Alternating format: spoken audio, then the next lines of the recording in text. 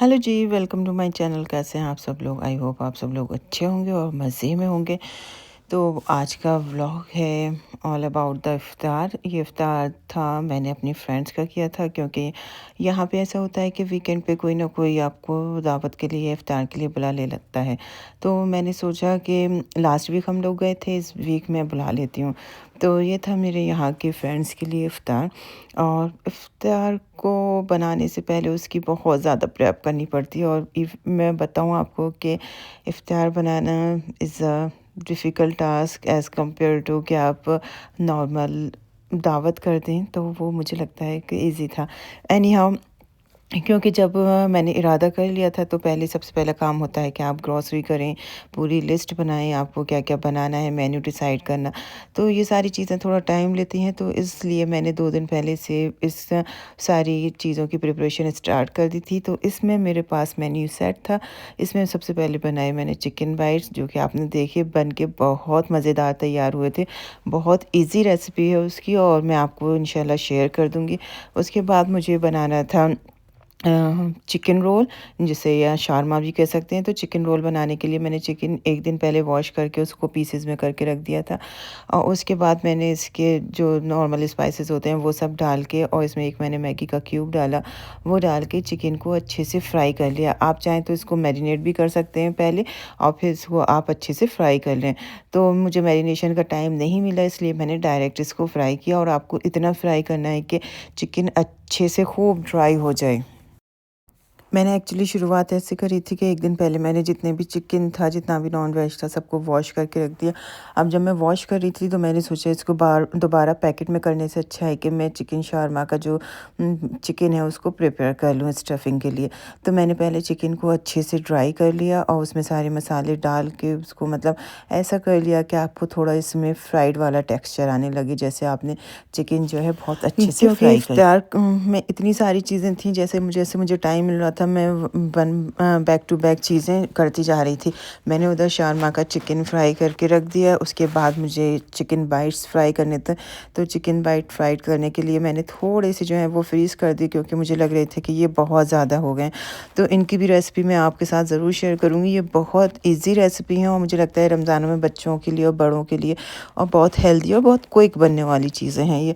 तो ये भी मैंने इफ्तार में रखी थी। तो चिकन बाइट्स को बनाना भी बहुत जब आप ईजी इनको है। डीप फ्राई करेंगे, तो ये देखें बन के इतने क्रंची और इतने टेस्टी तैयार होते हैं, बहुत ज़्यादा।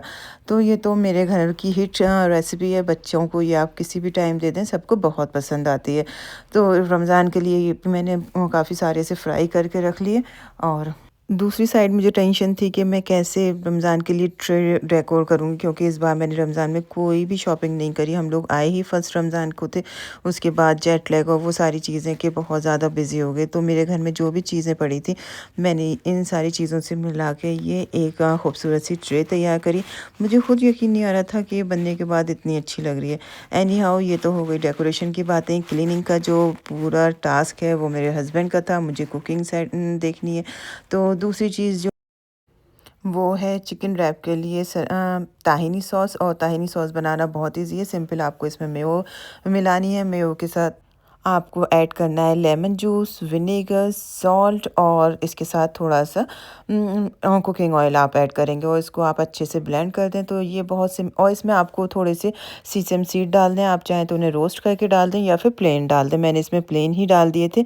तो अल्हम्दुलिल्लाह बहुत अच्छे से ये मेरी जो ताहिनी सॉस थी अच्छे से तैयार हो गई। ताहिनी सॉस क्योंकि थोड़ी सी टेस्ट में मतलब स्पाइसी नहीं होती, और साथ में मुझे थोड़े से स्पाइस भी चाहिए था, तो मैंने दूसरी सॉस भी तैयार करनी थी। उस सॉस को बनाना भी बहुत इजी है। इसके लिए आपको सिंपल केचप चाहिए। टोमेटो केचप ले लें आप, सराचे सॉस ले लें। थोड़ी सी ये मैंने रोस्टेड तंदूरी मायोनीज़ ली थी। उसके बाद आपको इसमें थोड़ा सा लेमन डालना है, और थोड़ा सा आपको सॉल्ट ऐड करना है। उसके बाद आप अच्छे से इसको मिक्स कर दें। तो जब आप चिकन रैप पे या चिकन शारमा पे ताहिनी सॉस और ये वाली सॉस मिला के कोटिंग करती हैं, तो आप यकीन माने बहुत मज़े के और बहुत अच्छे आपके रैप बन के तैयार होते हैं। तो देखें मेरी दोनों ये सॉसेस तैयार हो गई और चिकन रैप के लिए मैंने लिया टोर्टिला, क्योंकि मेरे पास इतना टाइम नहीं था कि मैं इसके लिए टोर्टिला बनाती या फिर घर पे इसका बेस तैयार करती, तो इसलिए मैंने रेडीमेड टोर्टिला ले लिया। और क्योंकि मेरे पास 30 के अप्रॉक्स सारे मेंबर्स हो रहे थे, तो मुझे 30 रैप तैयार करने थे। और उसके लिए मैंने वेजेस पहले से तैयार करके रख दी थी। वेजेस में आपको थोड़ा सा सॉल्ट ऐड करना है, थोड़ा सा ब्लैक पेपर और थोड़ा सा आपको लेमन जूस ऐड करके उसे रख दें। तो अगर आप इसे पहले भी कट करके रखेंगी तो आपकी वेजेस जो हैं वो काली नहीं पड़ेंगी। इस तरह से बाद में मुझे याद आया कि मेरे पास थोड़ी सी ब्रोकली रखी है, तो मैंने उसमें थोड़ी ब्रोकली भी ऐड कर दी और उसको एक अच्छे से मिक्स करके उसके बाद मैंने रैप बनाना स्टार्ट, क्योंकि ये 30 रैप्स बनने थे, तो इसलिए इसमें मेरे बच्चे भी आ गए और हस्बैंड ने भी मेरी काफ़ी हेल्प करी। तो यूनिटी से आप समझते हैं ना कि काम बहुत जल्दी हो जाता है और बहुत ठीक तरीके से हो जाता है। तो इस तरह से मैं बेस लगाती गई। उसके बाद मेरे हस्बैंड ने इसमें वेजेस डाली, बच्चों ने चिकन डाला, तो ये अल्हम्दुलिल्लाह रैप बहुत जल्दी से बन के तैयार हो गए। हालांकि ये 30 थे, लेकिन सब बहुत जल्दी तैयार हो गया। तो देखिए, कहते हैं ना कोई काम अगर मिलके करें तो उसमें बरकत होती है और काम भी जल्दी हो जाता है। तो ये मेरे रैप 10 से 15 मिनट में बन के सारे तैयार हो गए थे, क्योंकि सब ने मिल के मेरी हेल्प करी। उसके बाद मैंने रैप को उठा के रख दिया, इनको क्लिंग से रैप कर दिया, क्योंकि ये मैं इफ्तार से कुछ देर पहले इनको फ्राई करूँगी। तो इस तरह से ये काम बहुत ईजी हो गया। उसके बाद बारी आती है मेन कोर्स की। मेन कोर्स में मैंने नहारी बना के कल रख दी थी और आज मुझे बनानी है बिरयानी। बिरयानी का भी मैंने जो चिकन था वो पहले से ही बना के रख दिया था। आज मैंने चावल बॉईल किए, उसके बाद पूरे चावल और चिकन को मैंने असेंबल करा और जिस तरह से उसमें चीज़ें ऐड होनी थी वो मैंने सारा करा और मैंने बिरयानी को उसके बाद बेक होने रख दिया। तो जब आप बिरयानी बेक करते हैं तो उसमें जो चावल टूटने की गुंजाइश होती है वो कम होती है, मतलब आपका चावल अच्छे से रहेगा और टूटेगा भी नहीं और आपकी बिरयानी भी बहुत अच्छे से बन के तैयार होगी। इस पॉइंट पे बताऊँ मैं आपको कि बहुत टेंशन होने लगी थी, क्योंकि यहाँ पे हम अकेले होते हैं, सारा काम खुद करना होता है, कोई हेल्प नहीं होती। डिश वॉशर होता है, बाकी सारी मशीन्स भी होती हैं, लेकिन ये है ना कि मशीन्स वगैरह को ऑपरेट भी तो आपको करना है और जब आप उसमें ऑपरेट करेंगे तो आपको उसमें टाइम भी देना है। तो वही सारी चीज़ें अब मुझे लग रहा था कि मैं बहुत लेटे हो रही हूँ और मैंने बहुत जल्दी जल्दी चीज़ें करना शुरू करी। मैंने बिरयानी बनाई, बिरयानी को जल्दी से रैप किया और फिर मैंने उसको बेक होने के लिए ओवन में डाल दिया। आप बेक करना चाहें तो उसको 350 डिग्री पे आप 15 मिनट्स के लिए बहुत अच्छे से बेक कर सकते हो। इसमें आपके राइस बिल्कुल अच्छे से बाहर आएंगे। उसके बाद ये मैंने मिंट लिया, मिंट को मैंने मोहितो के लिए पीस के रख दिया, क्योंकि कल मुझे साथ में मोहितो बनाना है और रूह अफ़ज़ा होगा। उसके बाद मुझे बनाना था ये कुछ डेज़र्ट, जो कि मैंने रेसिपी देखी थी और उसको मैं बना के आज ट्राई कर रही हूँ। तो इसके लिए हमें 2 तरह के बेस बना के तैयार करने हैं। एक है आप कस्टर्ड से बनाएंगे और दूसरा है आप बनाएंगे जूस से। तो ये सारा चीज़ें बनाना बहुत ईजी था, बट यही है कि टाइम ज़्यादा लेती थी। एक तरफ मैंने ये इसमें कॉर्न स्टार्च को मिक्स किया दूध में और थोड़ा सा दूध मैंने बॉईल होने के लिए रख दिया। जब दूध में बॉईल आ जाएगा तो ये आप कॉर्न स्टार्च वाला जो सॉल्यूशन आपने बनाया है वो इसमें ऐड कर देंगी। साथ में आपको इसमें डालनी है शुगर और इसको ध्यान रखना है कि आपको एक थिक कंसिस्टेंसी का बना के तैयार करना है। अगर आपका ये थोड़ा सा भी लिक्विडी हो गया तो ये है कि आपका जो प्रेजेंटेशन है वो ख़राब होने के चांस। और दूसरी तरफ मुझे येलो पार्ट इसमें ऐड करना था, तो उसके लिए मैंने कस्टर्ड लिया और जूस लिया। जूस में मैंने कस्टर्ड ऐड किया और उसके बाद इसको भी मैंने काफ़ी थिक होने तक पका लिया। तो इस तरह से मेरा जो डेज़र्ट था उसकी 2 लेयर तैयार हो गई और बीच में मुझे उसमें थोड़े से फ्रूट्स ऐड करने हैं। तो फ्रूट्स भी मुझे अभी चॉप करके सारे रखने हैं। तो ये टाइम ऐसा होता है, आपको लगता है कि इफ्तार का टाइम भी होने वाला है, सब आने वाले हैं, आपको खुद भी तैयार होना है, चीज़ें भी आपको टाइम पे प्रिपेयर करनी है। तो बहुत जल्दी जल्दी और बहुत एक्टिवली आपको ये सारी चीज़ें करनी होती हैं। तो दूसरी साइड मेरे ये छोले बॉईल होके रख गए थे। अब इनको मुझे मसाले वाला बनाना है। तो जब भी आप मसाले वाले छोले बनाएं तो उसमें थोड़े से छोले आप मैश करके डाल दें। तो उससे क्या होता है कि ग्रेवी भी आपको थिक लगती है और उसकी कंसिस्टेंसी भी बहुत अच्छी लगती है, खाने में बहुत टेस्टी लगते हैं। तो इस तरह से ऑलमोस्ट मेरे छोले भी रेडी हो गए। उसके बाद दही बड़े, जो कि मैंने आपके साथ पहले रेसिपी शेयर करी थी, तो दही बड़े मैंने उसी में से थोड़े फ्रीज़ करके रख दिए थे, तो ये मैंने फ्रोज़न पहले बाहर निकाल के रखे और थोड़ी देर इन्हें पानी में डालने के बाद अब मैं इनको पूरा ट्रे में डाल के इनको सेट कर रही हूँ। तो उसके लिए आपको दही में याद रखें कि हमेशा पिंच ऑफ सॉल्ट और थोड़ी सी शुगर डालनी है, इससे बहुत अच्छा टेस्ट आता है। और आप इसमें योगर्ट इतनी डालें कि जो बड़े हैं आपके वो पूरी तरह से एब्जॉर्ब कर लें। और ऊपर से मैंने अभी इसमें सिर्फ इसका जो मसाला मैंने तैयार किया था वो, और सिर्फ थोड़ी थोड़ी सी चटनी डाल के रख रही हूँ जो कि मैंने पहले तैयार कर ली थी। तो अब मेरे दही भल्ले भी तैयार हो गए थे। दही भल्ले के बाद मुझे देखना था कि क्या क्या चीज़ अब मेरी जो कि बिल्कुल फ़ाइनल नहीं हुई है वो मुझे तैयार करनी थी। तो नेक्स्ट बारी थी सैंडविच की। सैंडविच की सारी सब्जियां मैंने चॉपर में चॉप कर ली थी और उसके बाद मेयोनीज़ डाल के उन सारी वेजेस को मिला के उसमें लेमन ऐड करके थोड़ा सा ब्लैक पेपर ऐड करके मैंने सैंडविच रेडी करना स्टार्ट किया। इसमें मैंने कोई भी स्पाइस या कोई भी नमक मिर्च नहीं डाली, वो इसलिए क्योंकि ये मुझे बच्चों के लिए बनाना था। बच्चों के लिए मुझे कॉर्नर में रखना था ये सैंडविच एंड पास्ता। तो ये मैं वाइट सॉस पास्ता बनाऊंगी और सैंडविच भी मैंने बिना मिर्चों वाले बनाए हैं और बच्चों को काफ़ी पसंद आई है। तो देखें, इसको मैंने जल्दी जल्दी से स्टफिंग तैयार कर ली थी और इनको सैंडविच पे लगा के सैंडविच रेडी। दूसरी तरफ मुझे बनानी थी ये पकौड़ियाँ। मैंने बेसन और प्याज की बनाई। सिर्फ पालक और प्याज की पकौड़ियाँ बनाई। मैंने सिर्फ पालक के पत्ते जो फ्राई कर देते हैं वो करी। उसके बाद मैंने एग पकौड़ा बनाया। तो अल्हम्दुलिल्लाह सारा काम जो है वो टाइम पे ही हो रहा था, लेकिन एक हड़बड़ाहट रहती है कि हो पाएगा या नहीं हो पाएगा। तो मुझे लगता है इट्स बेटर कि आप काम को पहले से करके रख दें और आपको लास्ट में अगर कुछ वक्त मिले तो आप रेस्ट कर लें, जो कि मेरे साथ इस बार पॉसिबल नहीं हुआ। जब मुझे लगा कि मेरी 90% कुकिंग हो गई है और मेरे पास अब कोई ऐसा काम नहीं जो कि मुझे इस चूल्हे पे करना है, तो मैंने सोचा इस चूल्हे को भी साथ के साथ क्लीन कर देती हूँ, क्योंकि घर क्लीन होगा तो किचन भी अगर क्लीन होगा तो बहुत ज़्यादा अच्छा लगेगा। तो इस तरह मैंने पूरा चूल्हा जो है वो साफ़ कर दिया। उसके बाद रह गया था पास्ता, क्योंकि वाइट सॉस पास्ता इसे मैं ज़्यादा देर पहले बना के नहीं रख सकती थी, क्योंकि जो इसकी सॉस होती है वाइट सॉस, फिर वो बहुत थिक हो जाती है और फिर वो बहुत रबड़ी टाइप की हो जाती है। तो मैंने इफ़्तार से आई थिंक 1-1.5 घंटे पहले ये वाइट सॉस पास्ता बनाया, क्योंकि ये बच्चों के मेन्यू में था और इसे बनाने में भी ज़्यादा टाइम नहीं लगा। लेकिन ये था कि एक स्ट्रेस थी वो अल्हम्दुलिल्लाह ख़त्म। और लास्ट मेरा काम है अब ये सारा जो मैं फ्रूट, आप इसे बोल सकते हैं फ्रूट कप या फिर इसको आप बोल सकते हैं ट्राइफल, तो ये मैं बना रही हूँ। इसके लिए मैंने आपको बताया कि मैंने पहले एक लेयर के लिए तैयार किया है दूध में कॉर्न स्टार्च मिला के वाइट लेयर। उसके बाद मैंने येलो लेयर मैंने कस्टर्ड पाउडर और जूस को मिला के पका के बनाई है और बीच में मैं डालूँगी इसमें फ्रूट्स।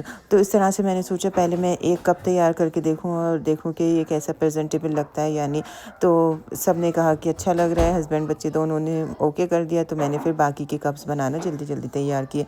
तो पहले मैं एक कप में बना के रख रही थी, फिर मैंने सोचा कि काम को थोड़ा इजी किया जाए। पहले मैंने सब में वाइट जो मेरा ये वाइट पोर्शन था उसको डाला और उसके बाद मैंने फ्रूट्स डाले जल्दी जल्दी, और उसके बाद मैंने जो येलो कस्टर्ड तैयार किया था वो किया।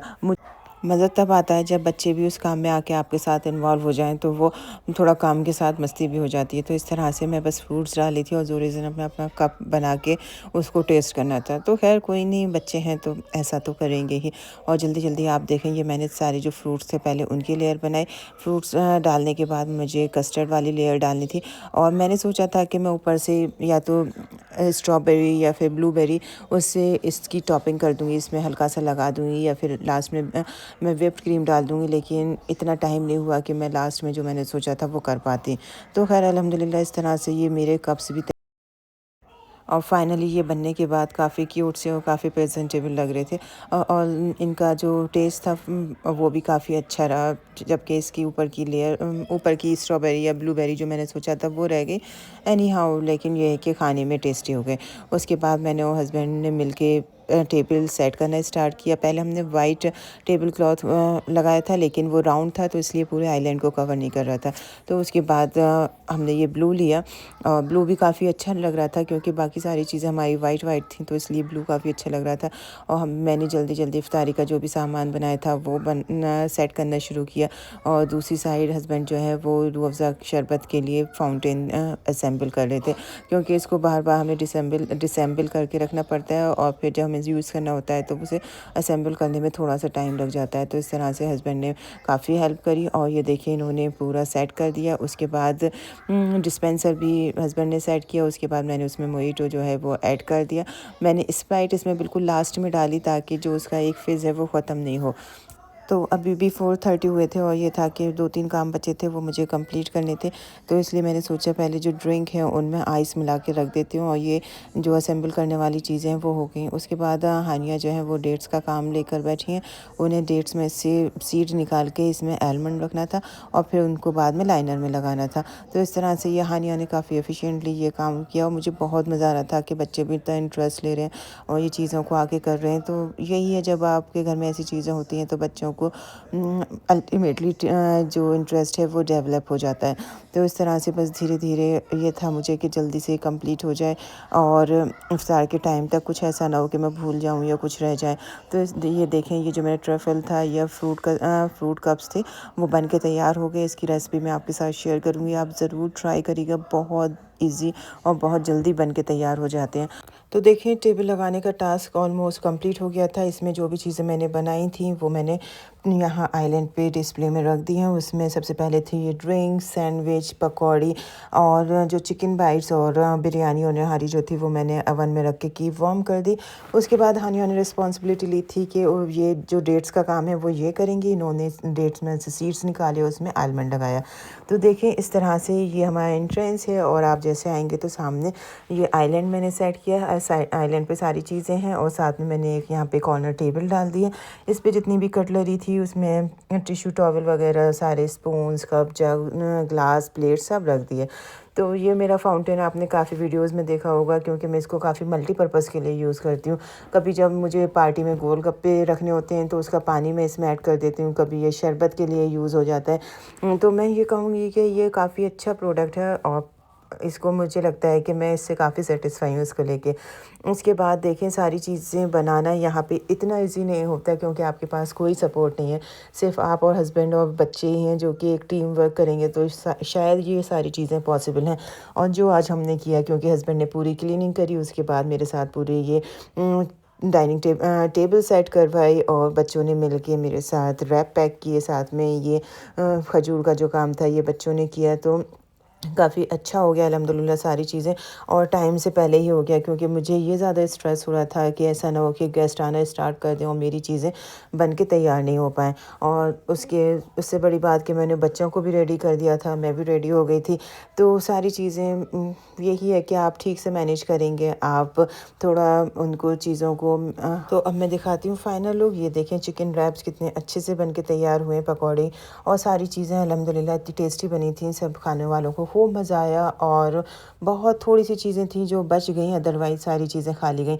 और मुझे सबसे अच्छी खुशी ये होती है, सबसे अच्छा ये लगता है कि जब आप जो खाना बनाएं उसमें से कुछ ना बचे, सब कुछ खा लिया जाए। तो अल्हम्दुलिल्लाह वही हुआ, सारी चीज़ें सबको बहुत पसंद आई, सब चीज़ें अच्छे से खाई गई। और अल्लाह का शुक्र है हमारा 2025 का ये जो इफ्तार पार्टी थी फाइनली बहुत अच्छे से कंप्लीट हो गई और हम लोग भी काफ़ी सेटिस्फाई हुए कि हमने जो एक बड़ा टास्क था, क्योंकि इंडिया से आने के बाद, जब हम इंडिया से आए थे तो नेक्स्ट डे जो है वो रमज़ान शुरू हो गए और रमज़ानों में आने के बाद इतना जेट लैग, इतनी टायर्डनेस थी कि आप समझ सकते हैं। लेकिन फिर भी हम लोग ने कोशिश करी कि ये जो काम है इसको भी कर देते हैं।